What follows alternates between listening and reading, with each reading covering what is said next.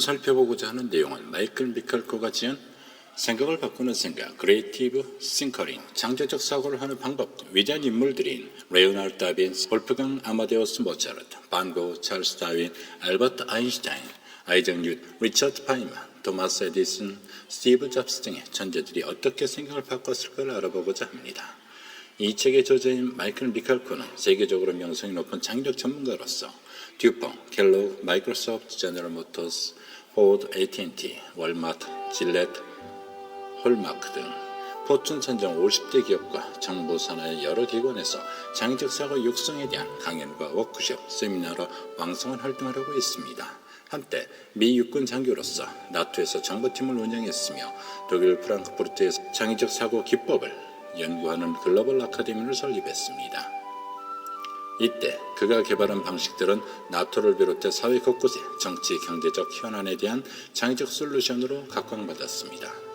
이후 세계 유수의 기업체들을 상대로 창의적 사고 기법에 대한 세미나와 워크숍을 열며 창의성 연구의 대가로 활약하고 있습니다. 미칼코의 개인 웹사이트는 www.creativethinking.net입니다. 국내에 소개된 책으로는 100억짜리 생각, 창의적인 자유인 등이 있습니다. 이 책의 원제는 크리에이티브 싱커링으로 창의적으로 생각하고 있는 사람이란 의미입니다. 싱커링이란 단어는 싱커와 싱킹의 결합입니다. 이는 창의적인 사람과 창의적으로 생각하는 과정이 매우 밀접하게 연결되어 있음을 상징하고 있습니다. 지금부터는 8장에 소개된 존재하면서 존재하지 않는 이라는 주제로 저자의 창의적 사고를 위한 방법을 소개하고자 합니다.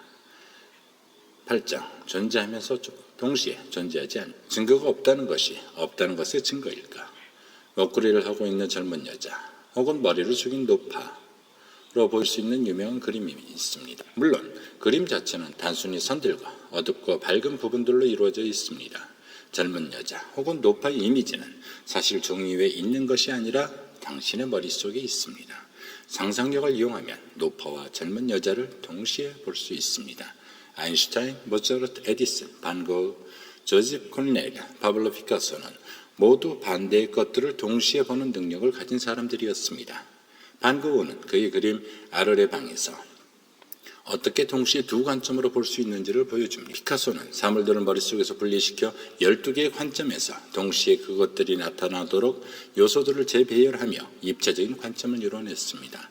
그의 걸작인 아비뇽의 처녀들은 한 번에 모든 관점을 이용해 그린 서양 미술 최초의 그림일 것입니다. 그림을 감상하는 사람은 모든 독창적인 시점을 동시에 재구성해야 합니다. 다시 말해서 피카소가 동시성의 아름다움을 보여주기 위해 작품을 만들었던 것과 똑같은 방법으로 대성을 보아야 합니다. 루이 파스텔레는 역사를 밝혀냄으로써 면역학의 원리를 발견했습니다. 몇몇 닭들이 콜레라균에 감염되었다 회복되었습니다.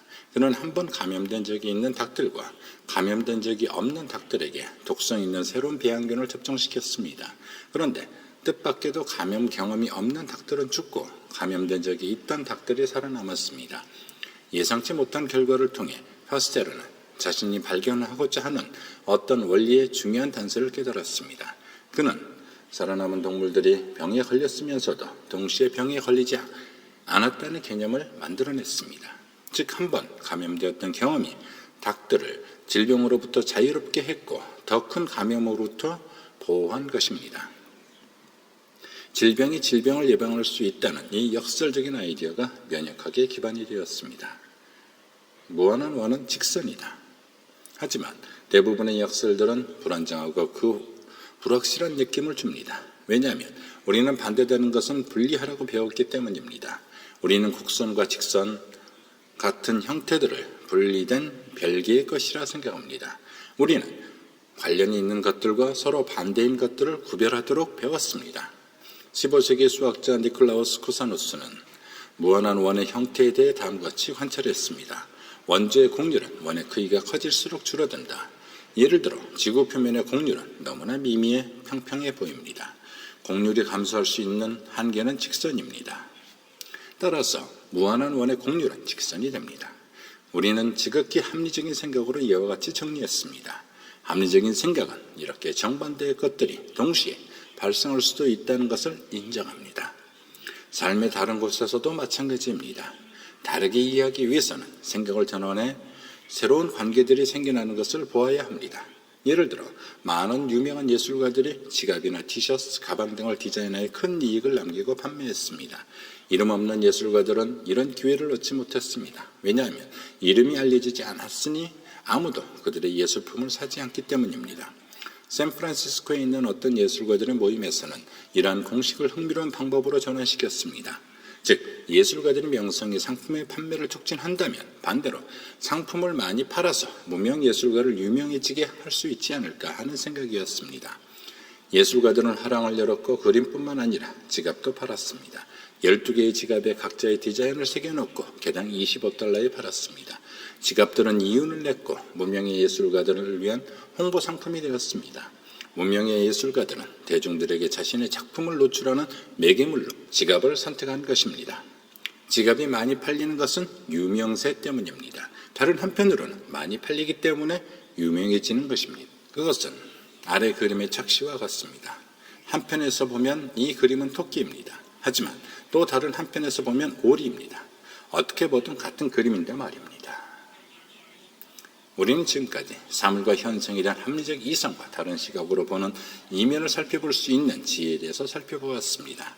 살면서 새로운 시각으로 나름의 새로운 발견을 하고자 하는 우리들에게 많은 고민과 생각을 하게 하는 주제라 생각합니다.